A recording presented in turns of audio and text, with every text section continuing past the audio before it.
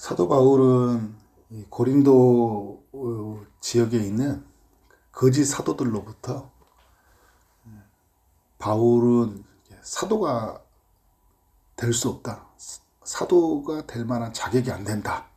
이런 공격을 끊임없이 받았습니다.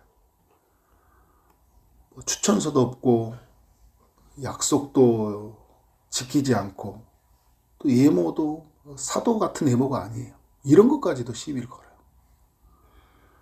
말솜씨도 좋지 못하다. 몸도 약하다. 고난도 끊이지 않다. 고린도 교회에 살해를 받지 않았거든요. 오히려 이게 큰 걸림돌이 될 것 같아서. 그런데 이것까지 공격해요. 진짜 사도라면 살해를 또 받아야 된대요. 말도 안 되게 공격을 하는 거죠. 우리도 살아가면서 여러분 말도 안 되는 공격을 받을 때가 있나 없나요? 있죠. 내가 자격이 안 된다. 내가 약해서 안 된다. 또 하지 말아야 될 그런 이야기들. 이런 공격들을 우리가 받을 때가 있어요. 근데 사도 바울은 이 자기 자신이 사도라는 것을 적극적으로 변호를 해요. 왜 사도직에 대해서 이렇게 변호를 하는가? 만약 이렇게 사도직에 대해서 자기가 나는 뭐 사도로 생각하지 않아도 좋습니다. 이렇게도 말할 수 있잖아요. 만약에 다른 사람들이 그렇게 생각하면. 근데 그렇게 말하는 순간 자기가 하나님께로서 또 받았던 계시, 전달했던 뜻들이 또 가르쳤던 교훈들이 어떻게 해요? 거짓이 될 수 있잖아요. 그래서 자기는 하나님이 보낸 사도다. 하나님이 세운 사도다라는 것을 이제 적극적으로 이제 변호하는 모습들을 우리가 볼 수 있죠. 거짓 교사들이 당시에 굉장히 똑똑하고 또 많은 어떤 은사들, 그러니까 그런 막 보는 계시들 이런 것들이 이렇게 있었어요. 고린도 지역에 있는 성도들이 그런 거에 현혹돼요. 우리도 여러분 뭔가 보여주고 또 말을 너무 잘하면 겉에서 겉모습이 너무 멋있어 보이면 어떻게 해요? 그 사람이 어떤 논리와 상관없이 어디로부터 온 것 상관없이 그 사람을 신뢰해버려요. 누가 보냈냐? 이것이 하나님의 말씀이냐? 이게 근거가 있냐? 이렇게 생각하지 않고 어떻게 그 사람이 말한 건 다 맞을 거야. 이렇게 가버려요. 사도 바울이 그래서 11장 16절부터요. 자랑이라는 단어를 써요. 자랑. 이 단어를 쓰고 싶지 않은데 이 사람들이 바울에 대한 신뢰가 약해지니까 그래서 자기 자신은 히브리인이다, 이스라엘이다, 아브라함의 후손이다 이런 이야기를 하면서 나도 유대인이지만 어떻게 내가 어디서 갑자기 막 드러나는 우리 흔히 하는 말로 듣보잡이 아니라는 거예요. 근데 자기 자신이 이런 출신인데 자기가 주님을 만나고 사도가 되었던 것들 그리고 자기 삶 안에서 여러 찾아왔던 이야기들 그런데 사도 바울이 아주 멋진 이야기를 해줄 줄 알았는데 멋진 이야기를 하지 않고 뭐라고 하냐면 뭐 고난받는 삶 또 자기에게 약해져 있는 그런 삶을 이야기해요. 그래서 내가 자기가 자랑할 것은 뭐냐면 11장 30절에서 약한 것을 자랑하겠다 이렇게 이야기를 하는 거예요. 역설이잖아요. 자기가 이렇게 좀 강한 거, 잘한 거, 내세울 만한 거 이걸 이야기할 줄 알았는데 약한 것을 자랑하겠다. 이런 이야기를 해요. 그러면서 그 32절, 33절은 어떤 이야기냐면 복음 전하다가 도망간 이야기도 해주고요. 그리고 오늘 읽었던 12장은 이제 어떤 이야기로 이야기 시작이 되어지냐면 14년 전에 자기 자신이 셋째 하늘로 올라갔던 그 신비한 체험을 했던 이야기를 들려줘요. 첫 번째 하늘은 새와 구름이 있는 그런 대기권이죠. 두 번째 하늘은 해와 달과 별이 있는 우주 공간이고 셋째 하늘은 어떤 공간이에요? 오늘 보면 낙원이라는 단어를 쓰죠. 4절에 그가 낙원으로 이끌려 얘기했잖아요. 그 낙원이 뭐예요? 하나님의 임재가 있는 천군 천사가 있는 천국 그 낙원을 말하고 있죠. 하나님이 어떻게 해요? 사도 바울을 거기까지 인도하신 거예요. 그러니까 당시에 거짓 교사들이 그 신비한 체험들을 많이 해서 사람들을 현혹시켰는데, 그들은 뭐 병도 고치고 뭐 여러 가지 애언도 해주고 막 다 한단 말이에요. 12장의 이야기를 통해서 그 사람들과 비교할 수 없는 경험을 했다라는 것을 알려줘요. 그런데 사도 바울은 자기 자신이 경험한 일인데도 불구하고 3인칭으로 어떤 사람이 경험한 것처럼 이야기해 주는 거예요. 그래서 14년 전에 하늘에 끌려간지라. 근데 그 얼마나 큰 체험이었는지, 몸 안에 있었는지 몸 밖에 있었는지 모를 정도로 굉장히 황홀한 체험이었어요. 그런데 이 광경이 얼마나 놀라웠는지, 말로 표현할 수 없는 말들을 들었잖아요. 그런데 이것을 가히 이르지 못하겠노라. 무슨 말이냐면 사도 바울이 언어로 담기에는 이 모든 것을 어떻게 하는 거예요? 너무 영광스럽게 말을 못하는 거예요. 제한돼 버리잖아요. 내 말 안에 갇혀버리잖아요. 사도에게 보여주신 하나님의 천국이죠. 그죠? 그런데 가히 말하지 않잖아요. 근데 요즘에 자기 자신이 막 마치 사도인 양, 그죠? 천국 갔다 온 이야기들 막 입에다가 막 떠드는 사람들이 있어요. 조심하셔야 돼요, 여러분. 매우 조심하셔야 돼요. 내 말에 천국이 갇혀져요. 천국을 내 언어로 가둬버린다고요. 그리고 여러분 잘 생각하셔야 돼요. 우리는 어떤 환경의 영향을 많이 받아요. 전설의 고향 같은 거, 그죠? 어떤 책의 영향을 받아서. 그래서 그걸 천국으로 제한시켜 버릴 때가 많다라는 거예요. 네, 그건 말하려고 하는 게 아니고 사도 바울이 이런 경험을 했다는 거예요. 그런데 사도 바울이 5절에서 뭐라고 하냐면 내가 이런 사람을 위하여 자랑하겠으나, 3인칭으로 말하잖아요. 근데 이게 사도 바울에 관한 이야기자라는 거, 이야기당 우리 모두는 알 수 있잖아요. 근데 자기는 뭘 이야기하겠냐면 나를 위하여는 약한 것들 위해 자랑하지 아니하리라 이야기를 해요. 그러면 왜 이런 이야기를 또 해줬던 걸까요? 워낙 말도 안 되게 사람들이 공격을 하니까, 자기가 마침 그 하나님으로부터 보낸 사람이라고 하면서 또 하나님의 주신 계시를 이야기하는데, 사도 바울은 어떻게 하는 거야? 난 당신들보다 더 많은 체험을 했어. 그런데 그런 체험 나 말하지 않을래. 이렇게 이야기하고 시작하는 거예요. 그래서 사도 바울이 단어가 자꾸 부득불이라는 단어를 많이 써요. 그냥 바울을 인정하지 않으니까, 안 믿으려고 하니까. 그런데 바울은 이걸 봤음에도 불구하고 3인칭으로 말하고 자기 자신은 뭘 자랑하냐고 하니까 나는 또다시 반박하고 있어요. 약한 것들 자랑할 거야. 그래서 바울이 7절부터요. 그러니까 6절에 이제 그런 이야기를 해요. 내가 만일 자랑하여도 어리석은 자가 되지 아니할 것은 내가 참말을 함이라. 그러나 누가 나를 보는 바와 내게 듣는 바에 지나치게 생각하여까 두려워하여 그만두노라. 지금 여러 이야기를 해줄 수 있는데 지나치게 생각할 것 같아서 그만둔다는 거예요. 그러니까 여러분, 우리가 하나님 앞에서 어떤 것을 봤는데 이 사람이 지나치게 어떤 상상력을 발휘해서 하나님 나라를 제한해버리거나, 그죠? 더해버리거나. 그래서 여러분 개인의 체험이 있을 때는요, 사람들한테 말하는 게 아니라 이건 내 개인의 믿음을 유익하게 준 거예요. 조용히 있어야 돼요. 조용히 누려야 돼요.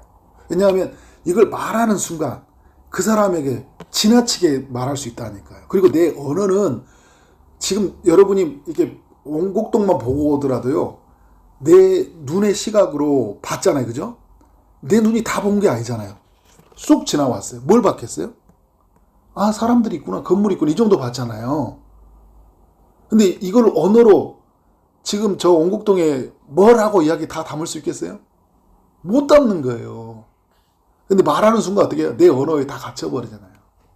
근데 그게 이야기 않겠다라는 거예요. 근데 그 사도 바울이 그러면서 7절에서 어떤 이야기를 하냐. 여러 계시를 받은 것이 지극히 크므로 너무 자만하지 않게 하시려고, 자기가 정말 많은 걸 봤어요. 많은 걸 경험했어요. 여러분 사도행전에 보세요. 사도 바울의 이야기를 보면 정말 하나님의 그 특별한 일하심들이 사도 바울 가운데 있었잖아요. 근데 그런 것들 너무 많이 받았는데 하나님이 사도 바울에게 하신 일이 뭐예요? 그 하신 일이 뭐냐면 너무 자만하지 않게 하시려고 사도 바울이 허락된 것은 육체의 가시예요. 곧 사탄의 사자라고 이야기 표현하기도 하잖아요. 그러니까 육체의 연약함을 하나님 허락해 주신 거예요. 그래서 여러분, 사도 바울이 그 아픔을 통해서 말을 멈춰버려요. 근데 그 사도 바울은 이런 거예요. 내가 봤던 그 황홀한 세계를 말하는 게 아니라 그냥 어떤 것을 자랑하냐면 이 약함. 근데 이 약함 속에는 뭐냐면 하나님이 나를 어떻게 해요? 입을 다물게 하신 거예요. 입을 다물게 하시기 위해서 약함을 허락했다는 걸 알아요. 이게 자랑이에요. 이게 자랑인 거죠. 겸손하게 하신 것. 그래서 이 육체의 연약함을 남겨두신 거예요. 사도 바울이 어떻게 합니까? 너무 아프니까 8절에서 떠나가기 하도록 하기 위해서 3번이나 죽게 간구했다고 하잖아요. 3번이나 기도했어요. 그러니까 바울의 여러분 보면 하나님이 즉시 응답한 일들이 얼마나 많이 있습니까? 다른 교회의 문제, 하나님의 나라의 문제를 하나님이 즉시 응답해 주세요. 그런데 자기 자신의 그 육체의 연약함의 그 가시의 문제를 하나님 응답해 주지 않는 거예요. 그래서 3번째 기도했을 때 하나님의 응답이 내려와요. 이건 응답이에요. 어떤 응답입니까? 나에게 이르시기를 내 은혜가 너에게 족하도다. 하나님의 은혜가 사도 바울에게 족하도다. 이는 내 능력이 약한 데서 온전하여 짐이라 하신지라. 하나님의 이게 응답이에요. 여러분, 그래서 하나님이 기도를 안 들어주신 게 아니죠. 다르게 응답해 주신 거예요. 나는 이렇게 원했지만 하나님이 아니야, 너는 그대로 있기를 원해. 나는 낫기를 원했는데 아니, 너는 그대로 아픈 대로 있는 것이 좋을 것 같아. 이게 하나님의 응답이에요. 근데 왜 사도 바울이 뭘 알았냐? 자만하지 않기 위해서 나를 남겨두셨구나. 겸손하게 살도록 하기 위해서. 이걸 깨달은 거예요. 근데 이걸 깨달고 나니까 어떤 생각이 들었냐면, 그래서 이렇게 하잖아요. 도리어 크게 기뻐하면. 너무 기쁜 거예요. 하나님 응답을 받고 나서. 그래서 뭐라 하냐면 그 다음부터 사도 바울은 뭐냐, 나의 여러 약한 것들에 대해서 자랑하기 시작한 거예요. 자기 아픈 거, 그죠? 자기가 받았던 고난, 자기가 부족한 것들, 그죠? 실수했던 것들, 이런 것들을 자랑하는 거예요. 근데 거기서 깨닫는 게 뭐냐, 이는 그리스도의 능력이 내게 머물게 하름이라. 근데 놀라운 건 뭐냐면요, 바울이 약해질수록 주님의 능력이 강해진 거예요. 여러분, 내가 다 할 수 있는데요, 내가 안 해놓고 겸손하게 나를 내려놓으면 누가 하시는 걸 보냐면요, 하나님이 하시는 걸 보는 거예요. 내가 할 수 있어요, 분명히. 이거 내가 다 너무 잘하는 거야. 예를 들어서 무슨 교회 너무 잘하는 거야. 근데 내가 겸손하게 이것을 바라보고 나를 드러내지 않고 조용히 은밀한 가운데서 그 일을 추진하고 있어요. 근데 하나님의 손길이 보이는 거예요. 일하시는 것들이. 그때 이러면 하나님이 하시는구나. 근데 여러분, 이럴 때 있잖아요. 내 몸이 꼼짝을 못하는 거 이제는. 꼼짝 약해져가지고. 그런데 하나님이 이 약한 내가요, 있는데도 우리 가정이 든든히 세워져 가요. 내가 너무 약한데, 부족한데, 내가 가지고 있는 거, 내가 말주변도 약하고, 가지고 있는 자원도 약하고, 은사도 잘 드러나지 않는 것 같은데, 막 교회가 돼요. 사람들이 살아나요. 누가 일하고 있는 거예요? 하나님이 일하신 거잖아요. 하나님이 일하신. 기도도 세게 하지도 않아. 봄에 유약해. 그런데 막 하나님의 치료하심이, 인도하심이 드러나는 거예요. 이거 누가 하시는 일이에요? 하나님이 하시는 일이에요. 그러니까 사도 바울이 이걸 하는 거예요. 약해질 때 누가 어떻게 한다고요? 그리스도의 능력이 내게 머물러지는구나. 그러니까 여러분, 10절의 고백을 하는 거예요. 그러므로 내가 그리스도를 위하여 약한 것들과, 이걸 이제, 그래서 사도 바울이 이제 자랑하는 거예요. 능력과 궁핍과 박해와 공고를 기뻐한다. 왜 이런 일이 일어날까 한 게 아니라요, 이런 일이 일어나는 게 기뻐한 거예요. 근데 그러면서 어떤 고백이냐, 내가 약할 때 그때 강함이라. 내가 이렇게 정말 약해져 가는데 어떻게 해요? 진짜 강한 게 뭔지가 드러난 거예요. 내가 약해져 있는 그 순간에 하나님의 일하심이 드러나니까. 여러분, 이게 복음을 아는 사람들의 힘이거든요. 주님은 우리를 여러분 약한 우리를 강하게 만들지 않아요. 제가 얼마 전에 고린도후서 4장 7절에 말씀을 했잖아요. 우리가 여러분 질그릇인데요. 질그릇은 우리를 금그릇으로 바꾸지 않아요. 질그릇 안에 보배이신 주님이 담겨진 거예요. 그러니까 우리가 귀한 거거든요. 약한 우리를 강하게 말하지 않아요. 여러분, 모세가 말을 못하잖아요. 그 모세의 언어를 주관해서 모세를 말 잘하는 사람으로 만들지 않아요. 어떻게 하세요? 말 잘하는 형을 붙여주셔요. 그러니까 모세는 뭐랄까요? 자기가 약한 거예요. 근데 하나님이 형이라는 존재를 붙여주셔서 그 하나님의 강함을 드러내잖아요. 하나님 나라는 이런 거예요. 여러분, 우리 집이 이랬어요. 우리 집이 하나님 부자 되게 해주세요. 그러죠. 근데 하나님이 아무리 기도해도 제 가난의 문제가 해결되지 않아요. 그런데 그 가난 속에서 하나님이 일하심이 드러나는 거예요. 이 하나님 나라의 놀라운 신비예요. 그러면 막 가난하게 사냐 이런 말하려고 하는 게 아닌다는 거 다 아시죠, 그죠, 여러분? 하나님이 어떻게 일하신지를 드러내니까 바울은 이걸 아니까요. 그래서 고린도 교회에게 이 이야기를 하는 거예요. 11절 이하에서요. 그래서 바울은 이걸 아니까 자기가 고린도 교회를 공격하지 않고요. 자기가 얼마나 고린도 교회를 사랑하고 있는지를 말을 해요. 재물이 아니다. 너희다 이야기하잖아요. 난 돈이 아니다. 너희가 소중하다. 그래서 내가 간다 이야기해요. 여전히 고린도 교회를 사랑하는 마음. 여러분, 사람이 공격을 많이 받잖아요. 그러면 방어하기 급급해요. 그리고 진짜 사단이 무서운 게 뭔지 아세요? 우리로 하여금 사람을 사랑하는 마음을 빼앗아가 버려요. 교회를 사랑하는 마음. 공격을 너무 많이 받으면 미워하는 마음, 나를 너무 증명하고 싶은 마음 때문에 나의 자존감, 그러니까 삶을 나로 집중하게 만든다. 왜냐하면 나를 증명하려고 하니까 타인에 대한 관심이 사라져요. 내가 죽겠으니까. 사도 바울은 우리가 놀라운 비밀을 알려주죠. 그걸 어떻게, 나 약해, 나 못해. 딱 정리하고, 그래, 너 사랑해. 넌 나의 사랑의 대상이야. 넌 돈 때문에 섬기는 게 아니야. 사랑의 대상이라서 섬기는 거야. 그래서 내가 너희들한테 가는 거야. 얼마나 놀랍습니까, 그죠? 이것은 오늘 우리 그리스도인들이 살아가야 될 좋은 모습이다. 그렇게 사는 우리 삶이 되어지기를 주님 이름으로 축원합니다. 네. 하나님, 오늘 또 귀한 말씀 깨닫게 하시니 감사합니다.